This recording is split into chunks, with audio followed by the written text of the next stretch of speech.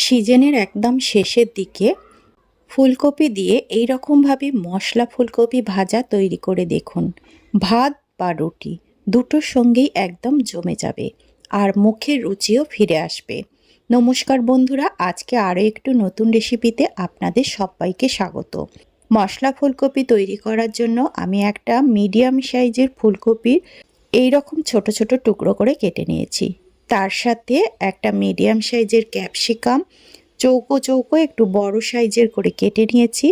দুটো পেঁয়াজ কেটে নিয়েছি। পেঁয়াজের ওপরের অংশের যে পাপড়িগুলো থাকে সেগুলোকে বড় বড় টুকরো করে কেটে নিয়েছি। আর নিয়েছি একটা বড় সাইজের টমেটো। মশলা হিসাবে এখানে লাগবে হাফ ইঞ্চি গ্রেট করে নেওয়া আদা, 8 থেকে 10 কোয়া গ্রেট করে নেওয়া রসুন, আর নিয়েছি দুটো কাঁচা লঙ্কা ছোট ছোট করে কুচিয়ে নিয়েছি। চলে এলাম রান্নার পদ্ধতিতে। প্রথমে কড়াই গরম করে এর মধ্যে 1 টেবিল চামচ মতো সর্ষের তেল দিয়ে দিলাম। সর্ষের তেলেতে রান্নাটা বেশি স্বাদ হয়। তেল গরম হয়ে যাওয়ার পর এর মধ্যে দিয়ে দিচ্ছি কেটে রাখা ফুলকপিগুলো। ফুলকপিগুলোকে অবশ্যই গরম জলে ভালো করে ধুয়ে নিতে হবে। ফুলকপি দিয়ে দেওয়ার পর তেলের সঙ্গে মিশিয়ে দিয়ে এটাকে ঢেকে 1 মিনিট মতো মিডিয়াম ফ্লেমে আমি প্রথমে কুক করে নিলাম। তারপর ঢাকা খুলে এর মধ্যে ফুলকপি অনুযায়ী নুন এবং হলুদ দিয়ে দিলাম। নুন হলুদটাকে ফুলকপির সঙ্গে ভালো করে মিশিয়ে দিলাম। তারপর এর মধ্যে দিয়ে দিচ্ছি কেটে রাখা ক্যাপসিকাম এবং পেঁয়াজের টুকরোগুলো। সব কিছু ভালো করে মিশিয়ে নিয়ে এটাকে ঢাকা দিয়ে একদম লো ফ্লেমে রেখে বেশ ভালো করে গায়ে লালচে কালার আসা পর্যন্ত ভেজে নেব। এখন ফুলকপি, পেঁয়াজ আর ক্যাপসিকাম ভাজা হয়ে গেছে, এগুলোকে আমি তুলে নিলাম। তারপর ওই কড়াইয়ের মধ্যে আরও 1 থেকে 1.5 টেবিল চামচ মতো তেল দিয়ে দিলাম। ফোড়নের জন্য দিয়ে দিলাম একটা শুকনো লঙ্কা, সামান্য পরিমাণ গোটা জিরে আর সামান্য পরিমাণ কালো সর্ষে। আপনাদের হাতের কাছে যদি কারি পাতা থাকে তাহলে ফোড়নে এখানে ব্যবহার করতে পারেন। কারি পাতা দিলে এই মশলা ফুলকপি ভাজার স্বাদ অনেক গুণ বেড়ে যায়। ফোড়নগুলোকে ভেজে নিয়ে এর মধ্যে দিয়ে দিচ্ছি গ্রেট করে রাখা আদা এবং রসুন। আদা রসুনগুলোকে মিনিট খানেক লো ফ্লেমে সতে করে নেব।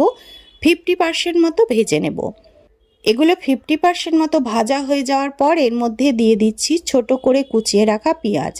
দুটো পেঁয়াজের ওপরের অংশগুলোকে আমি বড় টুকরো করে কেটে নিয়েছি, আর ভেতরের যে অংশটা সেটা এরকম ছোট ছোট টুকরো করে কেটে নিয়েছি। পেঁয়াজগুলোকে কালার চেঞ্জ হওয়া পর্যন্ত ভেজে নিলাম। তারপর আমি এর মধ্যে দিয়ে দিলাম একটা টমেটো। টমেটোটাকে একদম ছোট ছোট টুকরো করে কেটে নিয়েছি। আপনারা চাইলে এখানে গ্রেট করা টমেটো ব্যবহার করতে পারেন। টমেটো যাতে তাড়াতাড়ি নরম হয়ে যায় তার জন্য দিয়ে দিলাম নুন দিয়ে সব কিছু মশলা সফট হওয়া পর্যন্ত ভেজে নিলাম।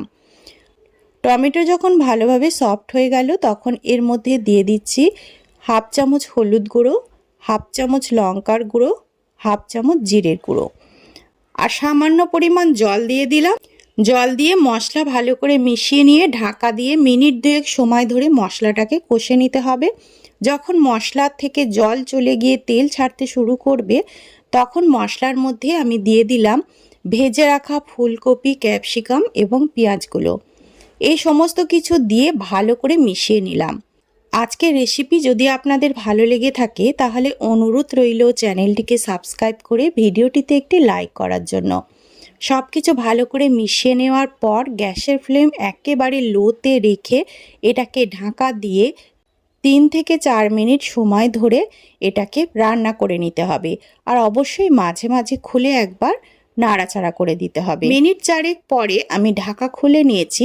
এখন কিন্তু ফুলকপিগুলো প্রায় 80% মতো ভাজা হয়ে গেছে। এখন আমি এর মধ্যে অ্যাড করছি বেশ কিছুটা পরিমাণ ধনেপাতা কুচি, 1 চামচ সোয়া সস এবং 1 চামচ টমেটো সস। চটপটা স্বাদ আনার জন্য অল্প একটু বিট নুন দিয়ে দিলাম। এগুলোকে ভালো করে মিশিয়ে দিলাম। আর ফুলকপিটা একদম ড্রাই রয়েছে তার জন্য আমি এখানে 1 চামচ মতো জল দিয়ে দিলাম। ফুলকপি থেকে যদি বেশি জল বেরোয় তাহলে ফুলকপির মধ্যে জল দেওয়ার কোনো প্রয়োজন নেই। আর যদি একটু শুকনো মনে হয় তাহলে অল্প করে জলের ছিটে দিয়ে দেবেন। ভালো করে মিশিয়ে নিয়ে এটাকে আবারও ঢাকা দিয়ে 3 থেকে 4 মিনিট সময় ধরে লো ফ্লেমে রেখেই ভেজে নিতে হবে। ফুলকপিতে কিন্তু বেশি জল দিলে এই ভাজাটা খেতে একদমই ভালো লাগবে না। ৩-৪ মিনিট সময় ধরে ঢাকা দিয়ে দিয়ে আমি এইভাবে ফুলকপিটাকে ভেজে নিয়েছি। এখন ফুলকপি কিন্তু একদম সেদ্ধ হয়ে গেছে আর সমস্ত মশলার ফ্লেভারগুলো একে অপরের সঙ্গে মিশে গেছে। এইভাবে মশলা ফুলকপি ভাজা তৈরি করে আপনারা ভাত বা রুটি দুটোর সঙ্গেই খেতে পারবেন।